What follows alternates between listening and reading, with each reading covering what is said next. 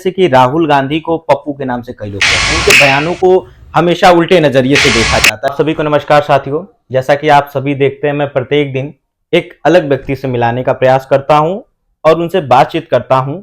आजकल के संदर्भ में, जो आज के माहौल में और आज के परिवेश में जो स्थितियां प्रकट हो रही हैं, उत्पन्न हो रही हैं, पैदा हो रही हैं या फिर आ रही हैं, तो उन सब चीजों को लेकर मैं बातचीत करता हूं और उनके अनुभव को मैं अपने चैनल के द्वारा प्रसारित करने का प्रयास करता रहता हूं। तो हमारे साथ उपाध्यक्ष शहर कांग्रेस पार्टी के मऊ के प्रवक्ता, तो सबसे पहले आप सभी को नमस्कार। नमस्कार जी सर, आप सबसे पहले अपना परिचय दें। मेरा नाम रमन पांडे है जी, और मैं शहर कांग्रेस कमेटी मऊ का उपाध्यक्ष हूं और जिला कांग्रेस कमेटी का प्रवक्ता भी हूं और मैं अभी लोकसभा के चुनाव में कोऑर्डिनेटर के रूप में अम्बेडकर नगर में भी स्थापित था। जी, तो जैसा कि आप सब आगे बढ़ते हैं, आगे के प्रश्न की तरफ चलते हैं। जो कांग्रेस पार्टी को नाम सुनते ही एक समझ में आता है, मस्तिष्क में आता है कि काफी पुरानी पार्टी है, लेकिन आजकल के युवाओं के मन में, मस्तिष्क में ये क्यों घूम रहा है कि बीजेपी ही सारा सहारा है? क्या कांग्रेस सहारा नहीं था किसी समय में? देखिए, कांग्रेस का जो इतिहास रहा है जी, आजादी के आंदोलन से रहा है। आप देखेंगे, जब पूर्व में जाएंगे, जब भारत गुलाम था तो उस समय कांग्रेस के नेतृत्व में देश को आजादी मिली। और आजकल के जो युवा हैं, आप कह रहे हैं कि उनको नहीं लगता, ऐसा नहीं है। बहुत सारी चीजों में तब्दीली आई है, बदलाव आया है और आज भी युवा जो है वह कांग्रेस की तरफ देख रहा है। हमें एक कोशिश करनी है कि मीडिया का जो दौर बदला है देश में, तमाम सोशल मीडिया भी है, तो उस पे कांग्रेस को थोड़ा सा नजरअंदाज किया जा रहा है। वरना युवाओं के दिल दिमाग में तो कांग्रेस है, लेकिन आज जो देश की प्रतिष्ठित मीडिया है वह कांग्रेस को कम आंकने की कोशिश करती हैं और कांग्रेस को दिखाने का कम प्रयास किया जाता है। जी, तो जैसा कि आप सभी को सुनने में भी आता है, देखने में भी आता है कि जो पुरानी मिलें हैं, मैं उनकी बात करूंगा क्योंकि उसमें बहुत सारे लोग काम करते थे, बहुत सारे लोगों का घर परिवार चलता था, उसको बंद कर दिया गया। उस विषय में आप क्या कहना चाहेंगे? देखिए, यह बहुत ही दुर्भाग्यपूर्ण है कि हमारे पूर्वांचल में, या मैं पूरे उत्तर प्रदेश की बात करूं, 32 कॉटन फेडरेशन की मिलें थी। आपके जनपद में ही मऊ में आपकी एक स्वदेशी कॉटन मिल, वह केंद्र की संस्था थी, और एक प्रदहा कॉटन मिल जो उत्तर प्रदेश की व्यवस्था थी। उसमें आज दोनों मिलें जो हैं बंद पड़ी हुई हैं। आपके बगल के पड़ोसी जनपद में बहादुरगंज में बड़ौरा कॉटन मिल, वह भी आज बंद पड़ी हुई है। तो इस तरह देखेंगे पूरे उत्तर प्रदेश में सारी की सारी मिलें बंद पड़ी हुई हैं। उधर नगीना चले जाएंगे, आप सहारनपुर चले जाएंगे, तो सारी की सारी मिलें जो हैं बंद पड़ी हुई हैं। और उसमें ऐसा नहीं है कि वह आज से बंद है, वह सन 2002 के आसपास से, मुझे जहां तक याद है, कि मिलें बंद पड़ी हुई हैं। हमारे पिताजी स्वयं बहादुरगंज कॉटन मिल में कार्यरत थे, तो मुझे पूरा याद है कि 2002 से, और बीच में जो भी सरकारें आई सभी ने वादे किए थे कि हम उन मिलों को चालू कराएंगे, लेकिन वह मिलें चालू नहीं हो पाई। इधर आपकी 10 सालों से सरकार, भारतीय जनता पार्टी की 10 साल से ऊपर हो गए, केंद्र में सरकार है, योगी आदित्यनाथ जी दोबारा सत्ता में आ गए, सरकार है। तमाम जो सांसद यहाँ से पिछली बार जो जीत के गए 2014 में, 2019 में, अभी जहां की जस की तस व्यवस्था पड़ी है, मिलें चालू नहीं हुई। हाँ, अभी इधर जो हमारे सांसद जीत के गए हैं, वह इंडिया गठबंधन से चुनाव जीते थे, अलायंस से, वह मिलों के लिए प्रयासरत हैं। वह बार बार पार्लियामेंट में, संसद में इन मिलों को चालू कराने का प्रयास कर रहे हैं। अब देखिए, सरकार को तो उससे सुनना चाहिए, लेकिन यह सरकार क्या करती है? क्या इस जनता को, जो तमाम उसमें कार्यरत लोग थे, विचार करना चाहिए कि मिलें चालू हो। जैसा कि आप देख रहे हैं, मऊ जिले में जो वर्तमान में नुपुर अग्रवाल जिला अध्यक्ष थी, अभी इस वक्त नहीं है। तो क्या ऐसी आपने देखा कि जो नए जिला अध्यक्ष बने हैं बीजेपी के, भारतीय जनता पार्टी के, आदरणीय रामरसेन मौर्य जी, ठीक उसी प्रकार से कांग्रेस पार्टी भी सोच रही है जिला अध्यक्ष लाने के लिए कि नहीं सोच रही? नहीं, देखिए, तो हर पार्टी का अपना अलग अलग संगठन का मामला होता है जी। और यह हर पार्टी का आंतरिक मामला है। अब उनके यहाँ भी प्रोसेस या व्यवस्था चल रही थी जिला अध्यक्षों को लेकर के। हमारे यहाँ भी पूरे प्रदेश की कमेटी और जिला स्तर की कमेटी बननी है। निश्चित ही हर पार्टी अपना, वह चाहे निचली उसकी इकाई हो चाहे प्रदेश की इकाई हो, ये लगातार यह व्यवस्थाएं चलती रहती हैं।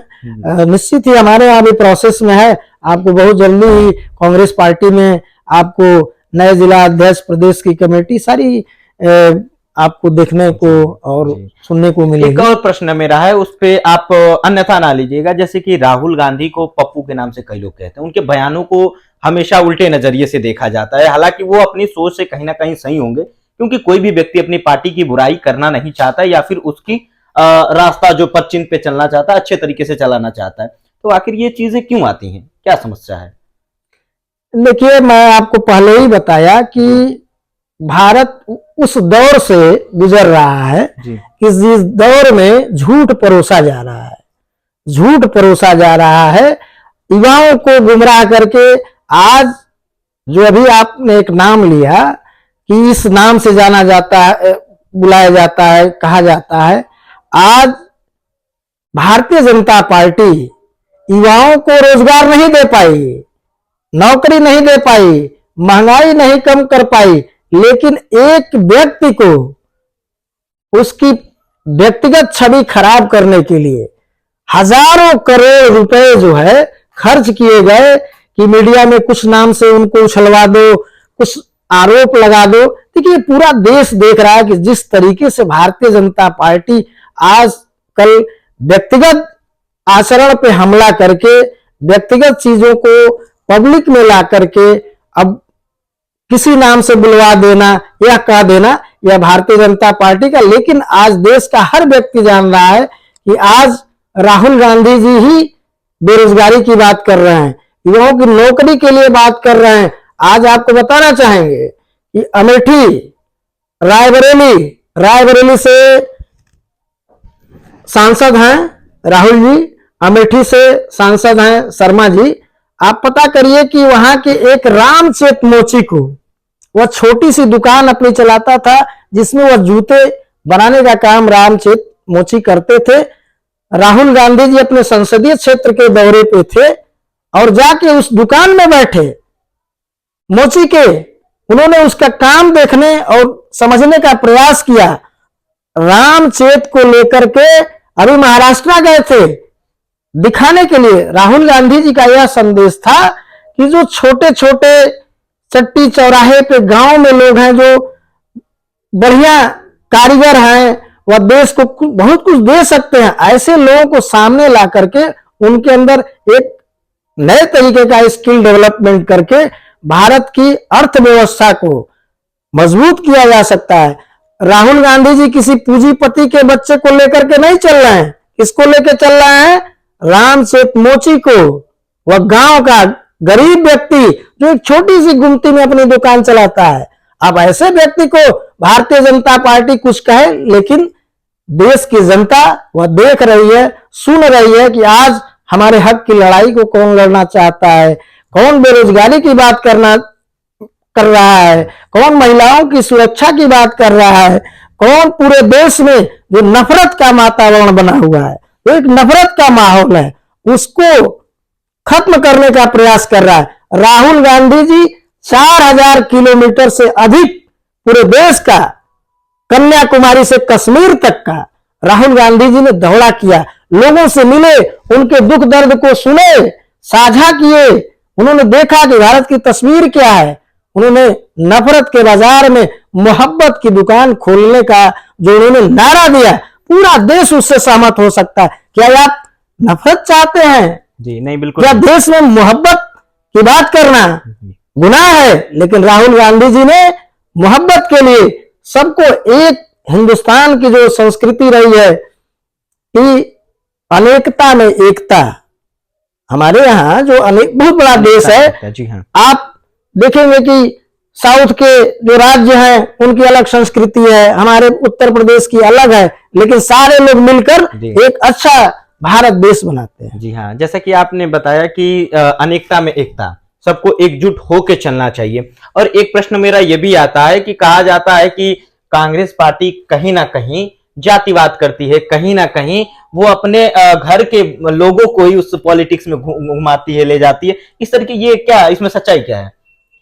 देखिए, भारतीय जनता पार्टी और जो भी कांग्रेस के बारे में ऐसा लोग बोलते हैं, वह सच्चाई को नहीं बोलते हैं। जी, परिवार जो कहा जाता है कि परिवार की पार्टी। अच्छा ये बताइए, भारतीय जनता पार्टी में राजनाथ सिंह के बेटे जो हैं विधायक हैं कि नहीं है? अभी जो दिल्ली में चुना हुआ है जी, प्रवेश वर्मा कौन है? उनका इतिहास आप लोग खंगालिए, वो किसके बेटे हैं? जी बिल्कुल। तो राजनीति में जो भी आता है वह सेवा करके आता है, वो उसको जनता चुनती है, कोई एक व्यक्ति नहीं चुनता है। वह जाके जनता के बीच में चुनाव लड़ता है, जनता उसे अच्छा समझती है तो उसे आगे भेजती है। जी, जैसे कि आप समाज सेवा में बीच में मैंने रोक दिया, एक जो आम आदमी पार्टी इस वक्त आपने देखा कि दिल्ली में हार चुकी है वर्तमान में, उसके विषय में क्या कहना चाहते हैं? हारने के बाद बीजेपी का जो राज चलेगा वही उत्तर प्रदेश वाला ही चलेगा या फिर कुछ अलग दिखने को मिलेगा? देखिए, आप सोशल वर्कर हैं, सामाजिक व्यक्ति हैं, तो आपको ज्यादा अनुभव होगा उस विषय में। नहीं, जी हाँ, भारतीय जनता पार्टी चुनाव जीती है, सच्चाई है। अब जिस तरीके से उत्तर प्रदेश में राज्य चल रहा है, आप देखे होंगे कि बुलडोजर लेके लोग घूमते थे, रैलियों में बुलडोजर चलता था। जी, एक तरफ से कुछ लोगों के लिए अलग कानून व्यवस्था है, दूसरे लोगों के लिए अलग कानून व्यवस्था है। मैं पूछना चाहता हूँ आज आपके माध्यम से जी जी, कि अभी एक सीतापुर में पत्रकार की हत्या कर दी गई, जी, गोली मार के हत्या कर दी गई।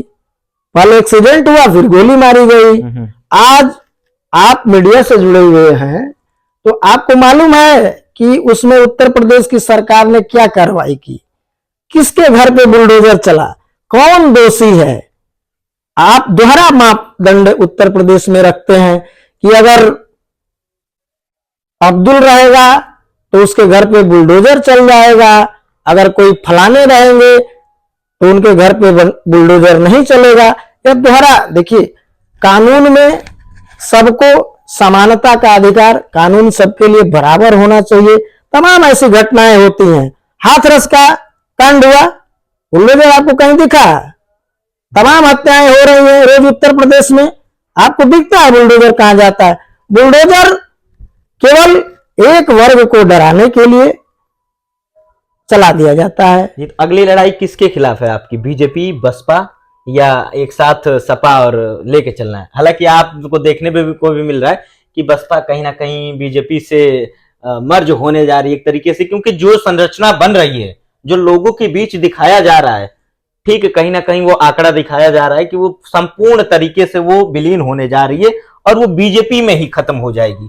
क्या आपको क्या लगता है? देखिए, अभी तक तो हमारा इंडिया गठबंधन है और आगे भी रहेगा। जी, जहां तक आप बसपा का सवाल है, जी, हमारे नेताओं ने तो बार बार कहा कि अगर बसपा इंडिया गठबंधन में आ जाए, अगर वह विपक्ष की भूमिका में है तो उसको आ जाना चाहिए इंडिया गठबंधन के पक्ष में। लेकिन अब बसपा की जो मुखिया हैं उनको यह बातें अब नहीं समझ में आती है, वो उनका अपना निजी फैसला है। जी बिल्कुल, आपने जैसा कि सही बोला, बीच बीच में मेरा काम है वो रोकना हम लोगों का। तो जैसे ये रहता है कि एक बीच में बात करते पेंशन को लेकर बहुत ज्यादा टिप्पणी चल रही थी कि जो आजकल की सरकारी नौकरियां हैं सारे जगहों से पेंशन खत्म कर दी गई है सिवाय नेताओं के। तो क्या ये सही है कि सिर्फ नेताजी लोग पेंशन लें, बाकी सरकारी कर्मचारी को पेंशन ना मिले? इस विषय में आप क्या कहना चाहेंगे? बिल्कुल, देखिए पेंशन अगर किसी विधायक सांसद को मिल रहा है जी, और एक कर्मचारी 60 वर्ष की आयु तक, अब तो 62 भी हो गया है, हाँ बिल्कुल, 62 वर्ष की आयु तक वह अपने कार्यालय में जनता की सेवा करता है तो उसको भी पेंशन मिलना चाहिए। अगर आप पेंशन विधायक सांसद ले रहे हैं, तो एक आम कर्मचारी, एक जो शिक्षक है, किसी ऑफिस में बाबू है, तो उसको भी मिलना चाहिए। और पेंशन तो खत्म, इसी सरकार में एक बहुत बड़े भारतीय जनता पार्टी के नेता थे, प्रधानमंत्री थे, आप समझ रहे होंगे कि पेंशन, तो यही सरकार, देखिए ये लोग कुछ जनता यानी कि देश में जो कर्मचारी हैं, आम जनता है, ये कुछ देने वाले लोग नहीं हैं, ये बल्कि उनके अधिकारों को छीन लेते हैं। कांग्रेस की सरकार तो जनता के, कर्मचारियों के हाथों को मजबूत करती है। अच्छा ये बताइए, सूचना का अधिकार कांग्रेस ने दिया कि नहीं दिया? बिल्कुल। आरटीआई कांग्रेस लेकर आई। कांग्रेस ने देश में एक व्यवस्था दिया कि कोई भी व्यक्ति देश का भूखा न सोए, उसने फूड सिक्योरिटी बिल लाया। शिक्षा का अधिकार, कोई भी देश का बच्चा वह अशिक्षित न रहे, शिक्षा की व्यवस्था। रोजगार की गारंटी, महात्मा गांधी रोजगार गारंटी, यह योजना मनरेगा जिसको हम बोलते हैं, तो कांग्रेस ने दिया। 100 दिन का जो है वह एक बनाई थी कि 100 दिन हम गांव में लोग जो रहते हैं, जो पलायित होते हैं रोजगार के लिए, दिल्ली बंबई इधर उधर जाते हैं, वह गांव में उनको रोजगार मिले। यह सरकार क्या कर रही है? आज अभी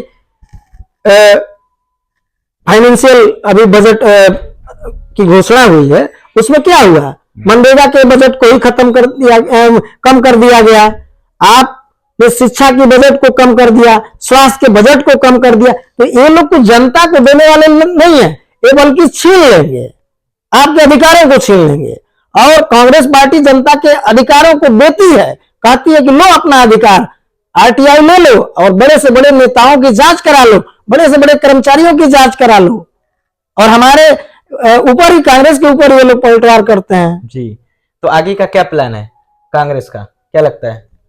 देखिए, पूरे देश में आज कांग्रेस पार्टी इंडिया गठबंधन के बैनर तले मजबूत है। राहुल गांधी जी आज पार्लियामेंट में बोले हैं जी। राहुल गांधी जी आज पार्लियामेंट में, आप सुने होंगे कि मोदी जी ने कुंभ पे बोला है। देखिए, कुंभ भारतीय संस्कृति का एक प्रतीक है, वह आज की परंपरा नहीं है कुंभ की। अब ये लोग हम लोगों को कुंभ के बारे में बताते हैं। कुंभ की जो परंपरा है, अगर किसी भारतीय जनता पार्टी से के कार्यकर्ता से पूछ दीजिए, नेता से, तो आप बताने में असमर्थ हो जाएगा। लेकिन आज बात हो रही है, तो उन्होंने सबको उसमें अप्रिशिएट किया। लेकिन जो कुंभ में भगदड़ के दौरान जो श्रद्धालु उसमें अपनी जान गंवा दिए, उनके लिए श्रद्धांजलि भी नहीं दिया। राहुल गांधी जी ने आज सवाल पूछा है कि कुंभ सनातन धर्म की प्राचीन परंपरा है, लेकिन जो कुंभ में श्रद्धालु अपनी जान गंवा दिए, उसके लिए भी प्रधानमंत्री को शोक व्यक्त करना चाहिए। उस पर कुछ विपक्ष के नेता है, राहुल गांधी जी बोलना चाहे, लेकिन उनको समय नहीं दिया गया। राहुल गांधी ने कहा कि कुंभ के साथ साथ जो युवा कुंभ में गए थे नहाने, उनको नहाए, लेकिन मोदी जी को उनके रोजगार की भी चिंता करनी चाहिए। तो आज पूरे देश में जो कांग्रेस पार्टी की लाइन स्पष्ट है, महंगाई के खिलाफ, बेरोजगारी है देश में तमाम एक नफरत का बोलबाला तैयार किया जा रहा है। हम लोग, कांग्रेस के लोग, उसका डट के मुकाबला करने वाले हैं। और आगामी चुनाव में कांग्रेस पार्टी इंडिया गठबंधन पूरे मजबूती के साथ भारतीय जनता पार्टी का मुकाबला करने के लिए एकदम तैयार है। जी, ज्यादा समय आपका नहीं लेंगे। लास्ट एक प्रश्न ये रहेगा कि एक एआई मुद्दा उठ रहा है, एआई, तो एआई का क्या मुद्दा उठा है, क्या है वो, क्या है जो सदन में आज कई लोगों ने चिंतन भी किया, मनन भी किया उस विषय पे, तो उसके बारे में आप बताइए। देखिए, अभी तक तो एआई की बड़ाई जो है हमारे प्रधानमंत्री जी विदेशों में भी करते थे, अब एआई का जमाना आ गया है। अब वही एआई जो है, अभी 2-3 दिन से आप देख रहे होंगे, आप लोग मीडिया से जुड़े हैं तो आप लोगों को मालूम होगा, एआई ग्रोक करके आया है। और जैसे पहले गूगल के माध्यम से हम लोग सर्च करते थे किसी चीज के बारे में, अब तो एआई ग्रोक से लोग क्वेश्चन कर रहे हैं, डायरेक्ट क्वेश्चन कर रहे हैं ट्विटर पे कि अब बहुत सारे उसमें क्वेश्चन आ रहे हैं। अब धीरे धीरे किसी ने उसी में पूछ दिया कि मोदी जी के बारे में, नेहरू जी के बारे में यही बता रहा है कि नेहरू जी ने अपनी संपत्ति 90% तक भारत सरकार को दान कर दी थी। आज उनकी संपत्ति की कीमत अगर हम तुलना करें तो वह 12,000 से 49,000 करोड़ के रूप में है। ये लोग कहते हैं कि जो लोग कहते हैं गांधी परिवार के बारे में हमला करते हैं, तो मैं तो उनसे भी हम लोग पूछना चाहते हैं कि भाई योगदान आप नेहरू जी का देखिए, आप हमको एक डेटा बताइए कि किसने अपना घर भारत सरकार को दे दिया है। आप सुने हैं कि किसी ने अपना घर भारत सरकार को दे दिया हो? आनंद भवन आप आज भी जाइए, आनंद भवन जो है इलाहाबाद में बता रहा है कि मैं नेहरू का हूं। जाते जाते एक और प्रश्न हम आपसे पूछते चलेंगे कि कहा जाता है ब्राह्मणों का ज्यादा उसमें बोलबाला है, तो इस विषय में क्या है? क्या उसमें सच में ब्राह्मण का बोलबाला है या ब्राह्मणों को यूं ही जलील किया जाता है, खींचा जाता है? कहाँ बोलबाला? कांग्रेस पार्टी में? नहीं, देखिए दुनिया की इकलौती पार्टी, वाहिद पार्टी कांग्रेस है कि वह सारे दल, सारे लोगों को लेके चलती है। हमारे यहाँ जाति है ही नहीं, न धर्म है। आप आइए हमारे कार्यालय पे किसी दिन मीटिंग हो, उसमें आपको रफिया तार अंसारी भी मिलेंगे, रमन पांडे भी मिलेंगे, कोई सिंह साहब भी मिलेंगे, कोई मौर्य जी भी मिलेंगे। कहा जाता है कि पंडित जवाहरलाल नेहरू जब प्रधानमंत्री बनने वाले थे, जब उनको बनाने के बारे में सोचा जा रहा था, जब विषय में सोचा जा रहा था, तो उसी दौरान आपने देखा कि गोडसे हत्या कर दी गांधी जी की। तो उसमें क्या है, बनने वाला भी पंडित, मारने वाला भी पंडित? इस विषय पे क्या? नहीं, देखिए उस समय तो यह राजनीति थी ही नहीं जी। नहीं, इसका जाति से कोई था ही नहीं जी। समय के अनुसार जो उस दौर में जो अपने आप को आगे रखा था, सामूहिक फैसले हमारे यहाँ आज भी जो है कांग्रेस वर्किंग कमेटी फैसला लेती है कि कौन क्या बनेगा, किसको अध्यक्ष बनाया जाएगा। अच्छा, आप सुने हैं कि किसी दल में राष्ट्रीय अध्यक्ष के लिए चुनाव, भाजपा में आपने कभी सुना है कि चुनाव हुआ है? हमारे यहाँ मल्लिकार्जुन खड़गे जी चुन के आए, तो राष्ट्रीय अध्यक्ष के लिए कॉन्टेस्ट में 2 लोग थे। केरल से सांसद चुन के आते हैं शशि थरूर जी और मल्लिकार्जुन खड़गे जी। भारतीय जनता पार्टी के अंदर देखे हैं आपकी कभी राष्ट्रीय अध्यक्ष का चुनाव जिसमें लोग पार्टिसिपेट करें, वोटिंग दें?